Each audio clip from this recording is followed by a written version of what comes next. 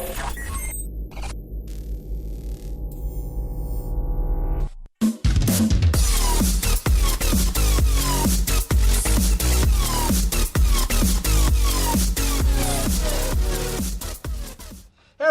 back to South by Southwest Fanboy TV Live. We're joined now by a sophomore version.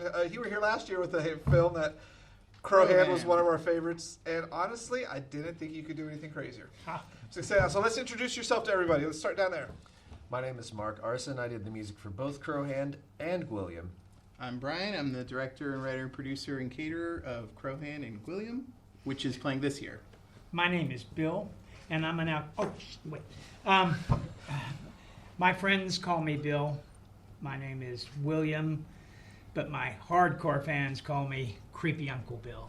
Yeah, well, you'd have to be an alcoholic to be in this movie, because this is one of the... Okay, for y'all that don't remember, last year he did Crowhand where the dudes turned into a hand, and we had so much fun with that. And this year you brought Gwilliam, which I don't really want to give too much away, but it involves a creepy puppet and you. And I have no idea how you kept a straight face that entire time. Like... What was your direction like? No, you need to be into it more. Act like this, and we were like, okay. A lot of what I was saying, like, because I had to give specific action, for the puppet or whatever, and I kept laughing and shaking my head to myself and be like, I can't believe I have to say this kind of direction when I'm doing a movie. So, because there were definitely it needs more hand action. Make that hand move. Exactly, more bobbing, and then I had to make sure when he comes up.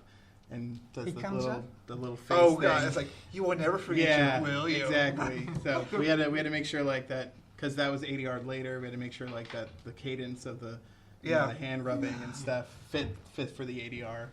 So how did you all come together to make this? Mark and I have worked together. He's done music for this is my third film I've done with him. We did a few other side projects together, and he just upped the bar so much with Gwilliam. He did a fantastic score with Crowhand, but Gwilliam is leaps and bounds. And then as far as Creepy Uncle Bill here, I found him on Facebook and I just said, I want to do this movie. Can I meet with you? And he did. I didn't tell him anything about what the movie was about. Next time, ask for details, right? No, never.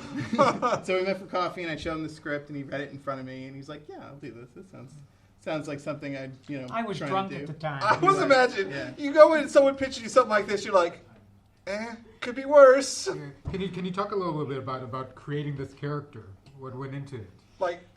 For me, there's no problem at all. I don't act. I take direction. I've been married 47 years. I have learned how to take direction. He knows. So all I do is whatever Brian asked me to do. Which is a lot. I imagine it has to be a lot. Yeah. I mean, there's not a lot.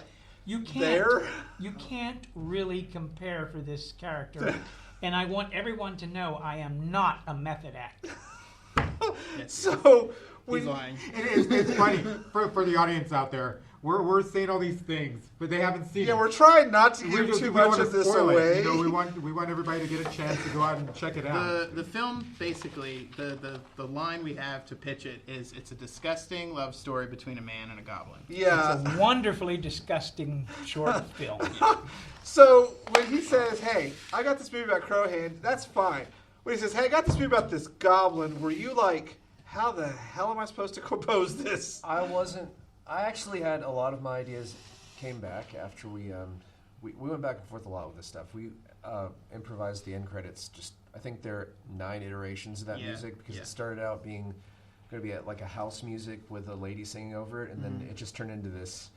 We turned into this maelstrom of sort of contemporary quick stuff because for one thing, the end credits music has to be 8 seconds. Yeah, and the one of the important things about Gwilliam was I wanted it to end with loud, bombastic dance music because I just I imagined that at the end of the film they go on their first date and they go dancing. Well, I laugh when you bring up the lady singing. So you made basically a Gwilliam Mothra theme. Or a Godzilla theme, Gwilliam. And what I originally wanted for the love scene was a horrific drilling noise, and we actually ended up going back to that. And I'm pretty happy with my horrific drilling theme. I gave him templates of what stuff I had in mind, and after I showed it to him, he said, "Oh, that might not work," and he was right. And then he would show me versions of what he was working on, and then I would ask him to tweak something or add that sting again or something like that. It's really great working with Mark because Likewise, he's really like receptive to feedback, and like together we molded this clay into an awesome like score. Yeah, neither of us. I don't show up being like, "This is how this is," and he doesn't do that either. Yeah. So Well, I think with something like this, you can't be like, "This is how this is," because it's like I don't even know what this is. yeah, At the end of the film, you're left immediately saying, "What the hell did I just watch?" And then the credits at the end just hit you and just blow your mind away, and you can't think straight. One of the things I laugh about when I watch horror movies is this is on someone's resume. Like Shannon Elizabeth was raped by a snowman in Jack Frost. That's on her resume. with his nose. With his nose. This is on your resume now forever. When people go, "Oh, he was," "Oh, what?" And you But have you to know what? remember, I came off of doing too many cooks, so what else? But I mean, does anybody not think that was the best movie Shannon Elizabeth ever did? I agree with you. That's probably it's her the best thing she ever did. So there best you go. movie. It It's- might be. It's the It gold just might star be. on your It resume. just might be. Oh, one thing I wanted to bring up was that last year with Crowhand, everybody really wanted to steal this. Yeah. From you. I still have mine from last year. Yeah. So everybody fell in love with these. You brought something else this year to show off. Can you talk a little Yes. bit about this? So we didn't have totems to give out this year at the theater, but when we were raising funds for Gwilliam on Indiegogo, the totem was one of the prizes. And then the same person who created the totem, Rachel DiUrioste, she made Gwilliam finger puppets, and we had like 35 of them. In and of itself is bizarre. Yep. It's a finger puppet, and when you see the movie, you'll be like, "Okay, yeah." Yeah, exactly. It has to be a finger puppet. There What could be anything gross else. way could you sell a puppet So of a goblin? now that you've made the finger puppets and still trying to, it's really hard because we don't want to spoil anything for the audience. We want them to have a chance to go out and enjoy it and see it and be surprised. Okay, would you all consider making bigger versions of that? Whoa, no! I know where we're going with this one. We're not going down that path. I mean, I'm saying I'll go down that. I'm saying for because when we were doing the crowdsource, we had a couple of bigger prizes. Nobody claimed them, so we never got to make them. But one of them was going to be like a pillow plush doll. Oh, of, no. Of Gwilliam, so you can like hug him at night and spoon. You with have him. your own body pillow. And exactly. And then the big prize, if somebody gave us like the highest amount, you would get one Gwilliam blow up doll. But no one bought that.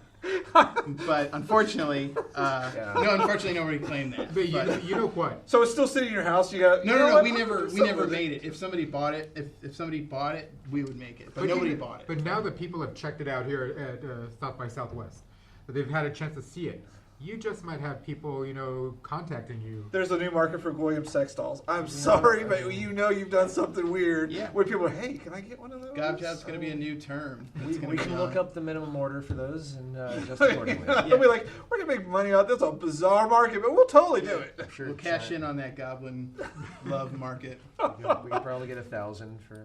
What was your favorite part of being in this? Was it waking up going, or was it acting out the love scene with a puppet? My interaction with Paul Painter and Wanda Morgenstern, the other two people that had fairly principal roles in it, I enjoyed that. So who had to make the puppet?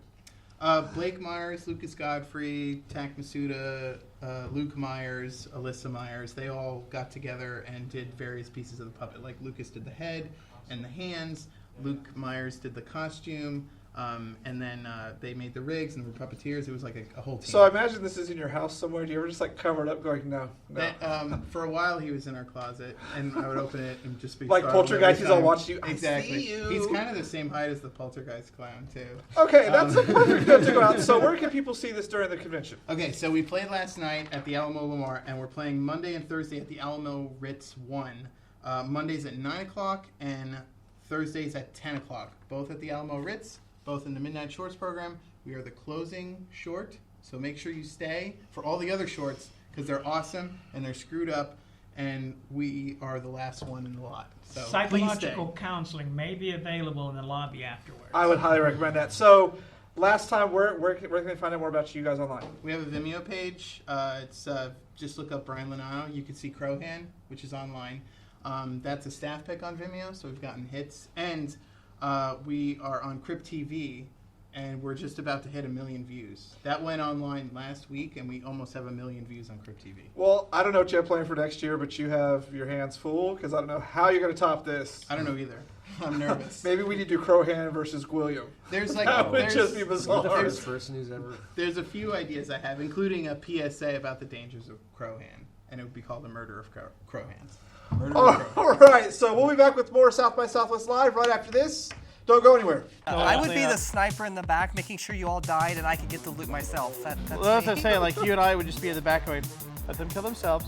Okay, now finish off the rest. Let's go clean up.